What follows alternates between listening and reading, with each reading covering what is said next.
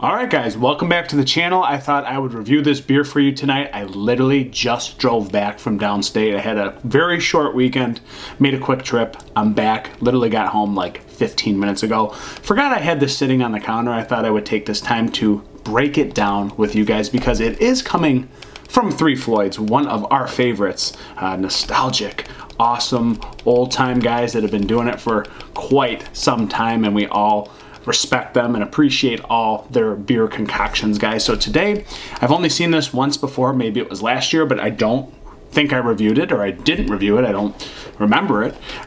This is Dismembers Only, which is a Imperial Milk Stout aged in bourbon barrels with cocoa nibs, cherries, and dried bananas added. It's not normal, the normal punchline. 13.5% ABV.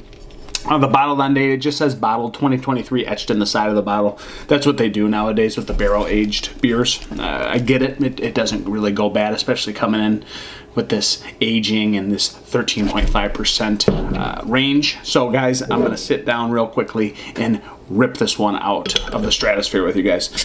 Yeah, so again, just got back from downstate. I guess let's have a beer. Let's see what this one's about, guys. Yeah, you know, a little bit of that cherry mahogany brown in the middle of that darkness when I poured it. But it's darkness with this dark, burnt. Almost, you can almost see that little slight mahogany punch to it if you look in that ring light real close. That almost that little crimson red brown thing. But it's really burnt brown / burnt mocha. Tan, if you will, and it's a pretty dense head sitting up on there, but it is a milk stout again.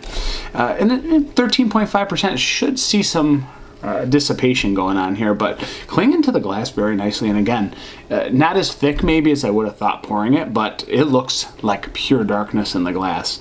Let's go to an aroma. Wow. Just chocolate chip pie bread, that banana bread pudding thing in there. It's adding a little complex to it. That's why I was a little bit taken back by what I was going to say there. I get it. It's like chocolate chips and banana pudding with like a little bit of cherry on top. Whipped cream, milk chocolate. It's decadent. It smells sweet. It smells like dessert. But it's got that touch that like I remember getting fondly in Expedition Stout from Bell's, the barrel age. Like I've had nerdy discussions about this, but it was my assumption that Special B malt was used in the Expedition Stout, and it feels that way with this one. It feels very Russian Imperial, but with more decadence and more sweetness. It just feels like it's bringing more layers to the table than maybe the Special B malt would add. And again, it's just speculation, but I talked with a master brewer before who did speculate that it could be Special B malt used in the Expedition Stout. Again, getting that hint in here as well, that nice malty sweetness. A little bit of roast in there, and again, I'm getting nice fond hints of cherry, a little bit of like dark dates, but that cherry kind of banana pudding, adding just a whole different complex with this nice sweetness. It smells awesome. It smells awesome. I don't know how much more I can talk. I'm not going to make this too much longer than it already is. We're at 4 minutes. Haven't even talked about the beer yet. Let's dive in, guys. It's Dismembers Only. Cheers.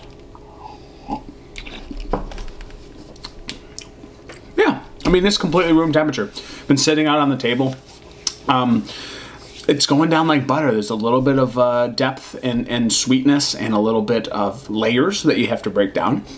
But at the end, it's got that nice little bit of bittering acidity and a little bit of burnt mocha oatmeal kind of thing with a little touch of bourbon heat. It does remind you that it's still bourbon barrel aged and it's there, but that sweetness really cuts that barrel. I mean, it's very well balanced for being a milk stout. Usually you'd get typically more sweetness in a milk stout, but this is just being cut so well with that aging, a little bit of that dry cocoa nib thing. Just a really nice pillowy mouthfeel with that creamy oatmeal cherry pudding vibe. It's wild. It's solid, man. It's really good. It's still got a little bit of that roast. that cherry thing, that banana pudding thing with the whipped cream, with the oatmeal, with the dark chocolates, with the milk chocolate. It's got the roast, a little bit of that coffee thing on the back end, just kind of reel it all in. Really crazy depth. Really crazy adjuncts, really crazy things you can reach for, and you get all of them when you really break them down. But I think the most impressive thing is the balance. Once again, the sweetness really slapping you in the front, and then the barrel just brings a little bit of its presence to the back end, and it finishes with that dry roasty touch that I like in like Russian Imperial Stout. That's like my favorite thing. Obviously this is quite a bit sweeter with this cherry, with the pudding, with the milk stout. It's just got all these other layers that I'm not accustomed to getting. And it was freaking like 83 degrees downstate today, so I'm sitting here drinking a 13.5 milk stout with you guys. What's wrong with me? This is a winter beer, but I thought it was fun to maybe break this one down with you, and it's been so far.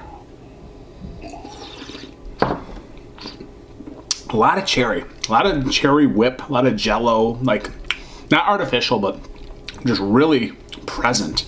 And then the body, the sweetness, the soft decadence, the creamy whip to it, just really good. And again, I'm just impressed with that back end, how they reel it all in together and dry this baby out. Not dry it out, but it reels in that sweetness, and it shows that barrel. And I love that touch on it, because that's what I want to get when I'm drinking a barrel-aged stout, guys. Not just pure sweetness or milkshake in a glass. Super easy to put it down at 13.5. Stupid easy. Really no burn. I mean, a little bit, but not much. Crazy beer. Crazy beer with ridiculous balance. Just stupid good. Stupid good. Yeah, instead of just continuing to talk, let's cut it here.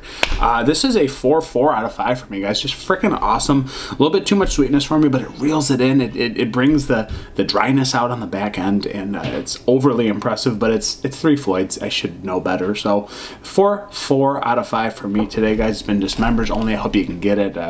Probably can cost you around 23 to 25 bucks for a 4-pack, so get it if you can. I'm over and out. Cheers.